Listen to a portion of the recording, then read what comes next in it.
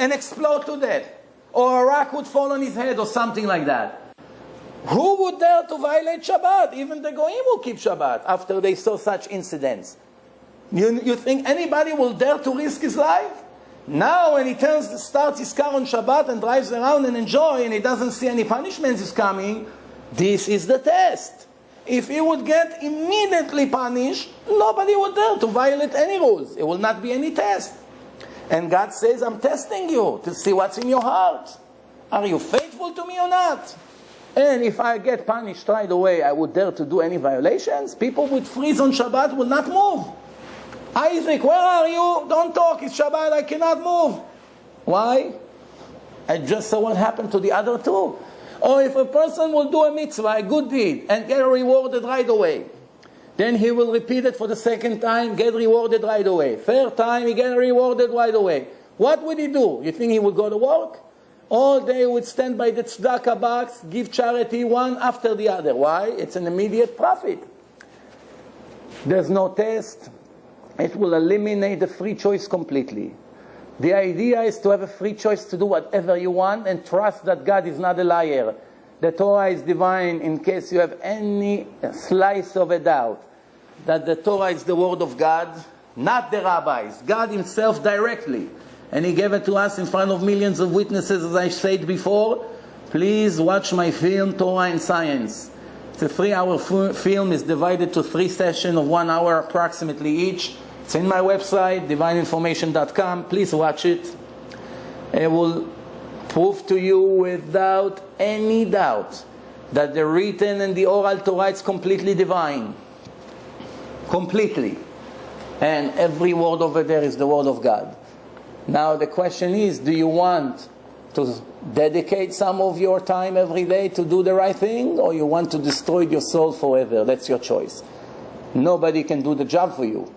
If you're not going to do it, definitely somebody else cannot do it for you. I'll tell you another story. There was, when the Jews came to America, it was very difficult to work here. Why? Because Shabbat was a regular weekday.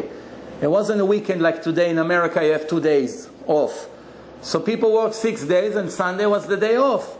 So every week the Jews will work until Thursday, and they say tomorrow until Friday, and tomorrow we cannot come. Why? It's the Sabbath. We cannot work on Shabbat. Their boss used to get upset and fire them. There were Jews who had to replace the job every week. And it's not so simple to find a job every week. One of them was almost in a point that they starved. They couldn't find a job for a few weeks. He didn't have what to eat, the children. And the landlord was a cruel man. He threw them out of the house in the middle of the night, the evening, to the streets. It was snowing, freezing weather in New York. This is in New York. And the doorman of the building across the street, he saw that a Jew with his kids standing on the street with their bags and stuff, and they don't have where to go. So he told them, I'm very sorry that I cannot offer you a good place to be, but you can be in the basement of my building here. They have charcoals over there. They used to burn trees, pieces of wood, and make heat for the entire building. That's how it used to be, talking 60, 70 years ago. So he put them in the basement of the building, and when they burn woods, it's all black over there, and the kids started to get very dirty. The kids are playing outside, and one very wealthy Jew is passing by, and he saw black kids speaking Yiddish. This is something he never saw before. So he started to speak to the kids in Yiddish, and they said, no, we're only staying here in the basement, and we got black because we don't have showers there. So he went inside. He felt very bad that Jews are living in such situation. He introduced himself to the father, and he took out a check, and he wrote him a check, $500. 60, 70 years ago, it's like $50,000 today.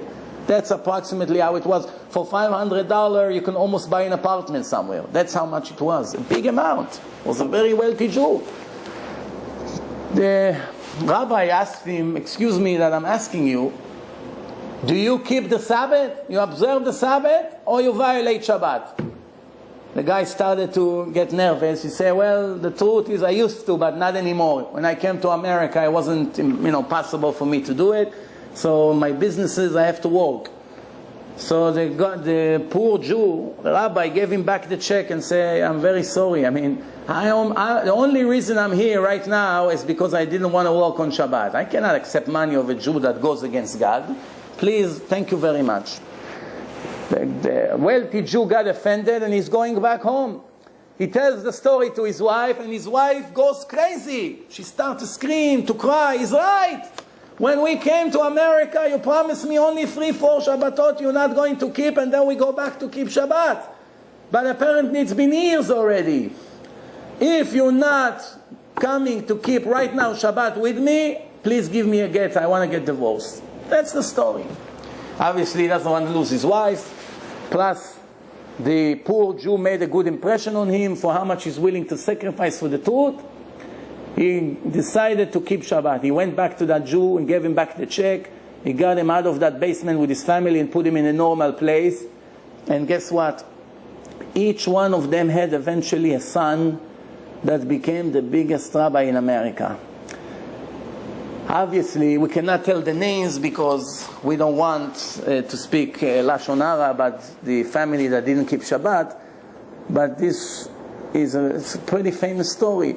That eventually when God saw, so really the merit goes to the poor Jew. Not only he was willing to give his life for the Shabbat, thanks to his sacrifice, he saved another family, and a big rabbi came out from this excellent devotions that he gave for the Shabbat.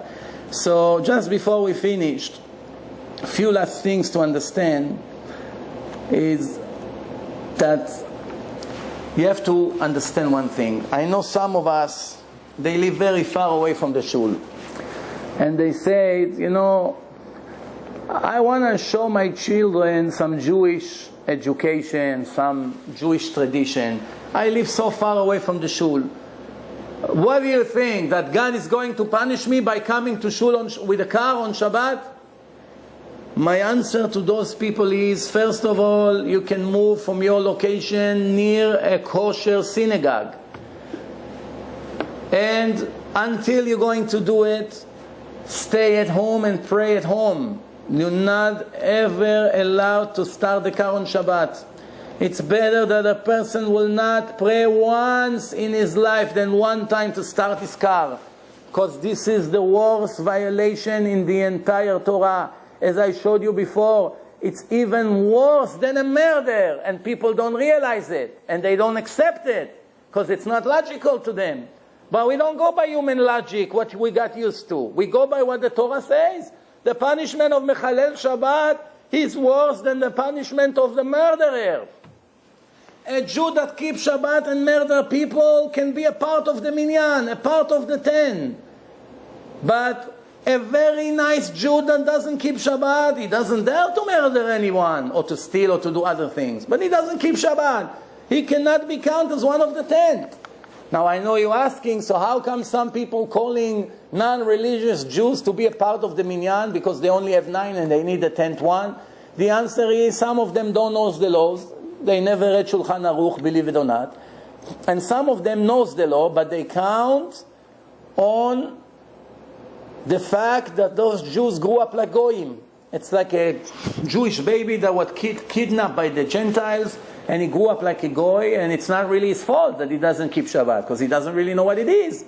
Somebody like this is obviously forced to violate Shabbat. And obviously his punishment is completely different than people who knows what Shabbat is and they're not keeping it. Nobody can claim today that he never heard of Shabbat. Even Jews in Russia today hear about Shabbat. It's on the internet, it's on the television, it's in the media. Israel is on the news everywhere. The people in Israel see religious people, thousands are walking on Shabbat. They say Shabbat Shalom one to another.